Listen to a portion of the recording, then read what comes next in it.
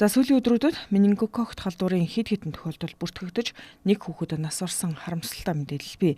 Энэ халдвар нь богино хугацаанд хүндэрч амнасанд хүрдэг учраас онцгой анхаарах ёстой. Нянгаар үүсгэгддэг энэ халдвар амьсгалын эргэтэн тогтолцоогоор дамжин халдварлаж цуснд нэвчиж биед тархдаг. За энэ явцдаа тархины бүрхүүлийг гэмтээж өндөр харууллуурах, хүзөөхөшөх, бөөлжих, толгой өвдөх зэрэг шинж тэмдэг илэрнэ. Явандаа арьсан дээр тууралт гарч шоконд оруулах аюултай. За энэ үед менингококк халдвар гэж сэжиглэн зөв эмнэлэгт хандах нь чухал. Хугацаа алдснаас үүдэж амнаас эрсдэх аюулч энэ үхэнд бий. Цахилгаан менингит гэдгийг яг нэг монголчцол байхгүй. Энэ бол менингококкийн менингит гэдэг.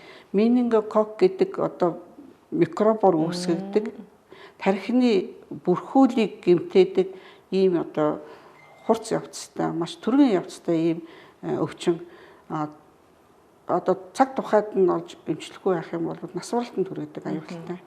Тэгэхээр маш өтөр түргэн юм явцтай учраас бас онцлоход айгүй төвөгтэй.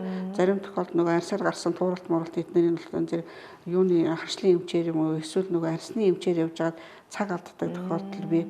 Тэгэхээр энэ бол нөгөө яг ихэвчлэндээ яг нөгөө хавар өвлийн уйлралт энтер гэж ярьдаг боловч нөгөө жил болгондоо бас биш. Хэдэн жилийн дараагаар давтамжтайгаар гарч ирдэг эмгэг ер нь бол.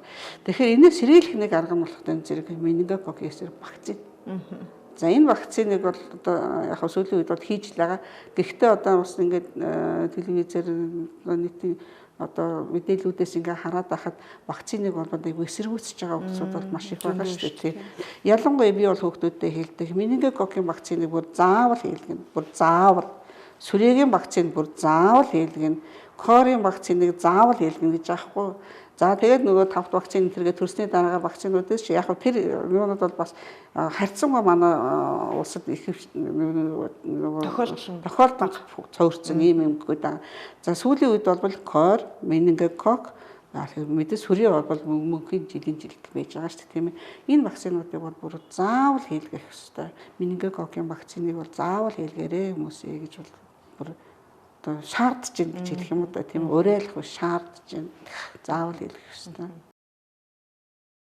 Менингококк халдварын эсрэг вакцин хэдийгээр товлолоор хийгддэггүй ч урьдчилан сэргийлэхийн тулд нера болон бага насны хүүхдүүд олон хүнтэй хамт амьдардаг өсвөр насныхан халдвар дэгдсэн бүсчлэлд амьдарч байгаа хүмүүс заавал хийлгэхийг эмч нар анхааруулж байна.